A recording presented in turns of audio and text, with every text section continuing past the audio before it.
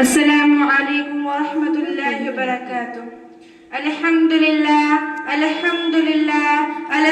للہ وقفا والصلاة والسلام على سید الانبیاء وعلى آلہ المرسلین اما بعد فاعوذ باللہ من الشیطان الرجیم بسم اللہ الرحمن الرحیم یا ایہا النبی قل لأزواجک وبناتك ونساء المؤمنين يدنين من جلابيبهن بے پردہ جو نظر آئے کل چند بیبیاں، بے پردہ جو نظر آئے کل چند بیبیاں، اکبر زمین میں غیرت قومی سے گڑ گیا۔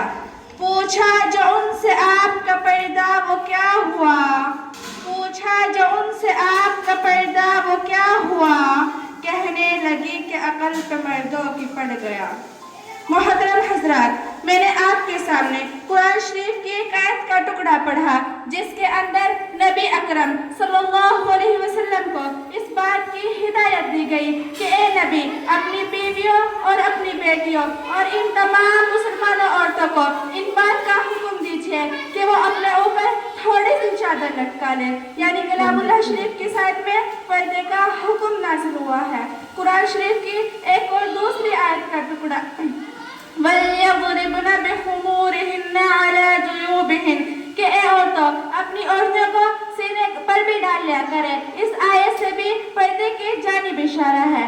مگر دوستو، جب مذہب اسلام کی روشن ستاروں سے کفر و حالات کے بادل چھڑے گئے، بغیر تو بہائی کی تاریخ ختم ہوئی، قرآن پاک کے عدل و انصاف سے باطل کے لہراتے جھنڈے ٹوٹ پڑے، مظلوموں اور بے قصاوات کو برابری کا درجہ ملا، خاص طور پر ان عورتوں کو جو ظلم و ستم کی چکی میں پس رہی تھی، مذہب عالم کے پہاڑ ان پر توڑے جا رہے تھے۔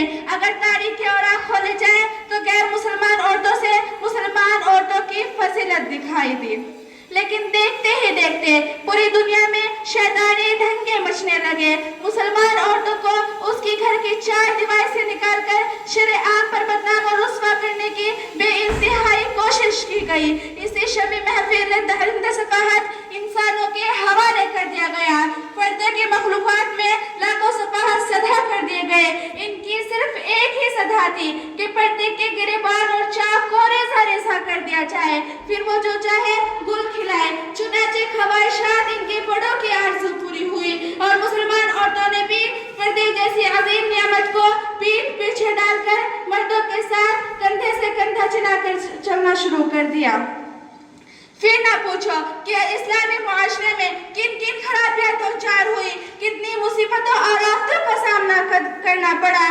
بدکاری، زناکاری عام ہوتی چلی گئی، دکانوں، مکانوں اور بیابانوں میں برائی نظر آنے لگی۔ محترم دوستو، اگر اسلامی دشمن پردے کے خلاف نعرہ بلند کر دے، ہمیں اس پر کوئی توجہ بھی نہیں ہوتا۔ اسلامی تعلیمات کو ہر طرف بدنام اور رسوا کر دیا جا رہا ہے، مگر افسوس سدا افسوس کہ آج ہماری قوم کے اکثر لوگ جو مسلمان ہونے کا دعویٰ کرتے ہیں اور محمد عربی صلی اللہ علیہ وسلم کے امتی کہلاتے ہیں، وہ بھی اسی ذہنی غلامی کا شکار ہے۔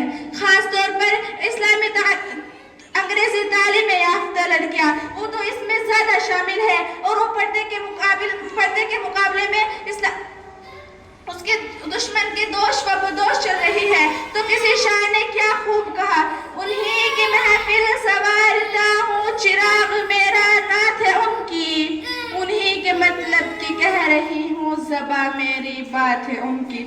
یہ اس یورپ اور امریکہ کا دن ہے کہ نوجوان لڑکیاں گلے میں باریک سا دوپٹہ ڈال کر اور چست لباس پہن کر کھلے عام گھوم رہی ہے۔ میں اپنی ماں اور بہنوں سے کہنا چاہتی ہوں کہ ہماری باتیں کفر اور عیسائیوں کی باتوں میں نہیں، بلکہ قرآن و سنت کے بتائے ہوئے طریقے میں ہے۔ رواجی بے حجابی خوشنما کانٹوں کی مالا ہے، رواجی بے حجابی خوشنما کانٹوں کی مالا ہے، نہیں تہذیب سے ہوشیار یہ تاریک اجالا ہے۔ محترم دوستو، حضرت اسماء رضی اللہ تعالی عنہا حضرت عائشہ رضی اللہ تعالی عنہا کی بہن ہے اور حضور اکرم صلی اللہ علیہ وسلم کی سالی ہے۔ ایک مرتبہ کا قصہ ہے کہ حضرت اسماء رضی اللہ تعالی عنہا باریک کپڑے پہن کر اللہ کے رسول کے سامنے آ گئی تو سرور کائنات نے نظر پھیری اور ارشاد فرمایا کہ اے اسماء، جب عورت بالغ ہونے کی عمر کو پہنچے تو اس کے جسم سے کچھ بھی دکھنا جائز نہیں، اور انسان کے چہرے پر خوبصورتی سے جڑی یہ تو آنکھیں نفس کی سب سے بڑی چور ہے، اس لیے اللہ رب العزت نے عورتوں کو ہی نہیں بلکہ مردوں کو بھی نگاہ نیچے رکھنے کا حکم دیا ہے۔ ایک مرتبہ کا قصہ ہے کہ حضرت میمونہ اور حضرت ام سلمہ رضی اللہ تعالی عنہا اللہ کے رسول کے پاس بیٹھی تھی، تبھی عبداللہ ابن مختوم جو ایک نابینا صحابی ہے تشریف لائے تو اللہ کے رسول نے فرمایا پردہ کرو۔ حضرت ام سلمہ رضی اللہ تعالیٰ نے عرض کیا اللہ کے رسول یہ تو نابینا ہے، نہیں ہم کو دیکھ سکتے اور نہیں ہم کو پہچان سکتے، تو اللہ کے رسول نے فرمایا کیا تم دونوں بھی نابینا ہو؟ تم ان کو نہیں دیکھ سکتی۔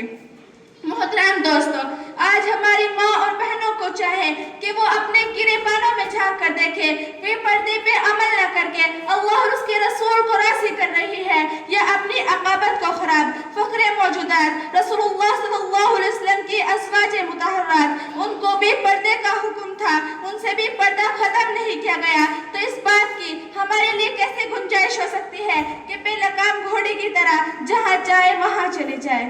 خدا بندہ قدوس سے دعا کیجئے کہ وہ ہمیں اسلامی تعلیمات پر عمل کرنے کی توفیق عطا فرمائے اور ہمارے معاشرے کو اسلامی معاشرہ بنا دے۔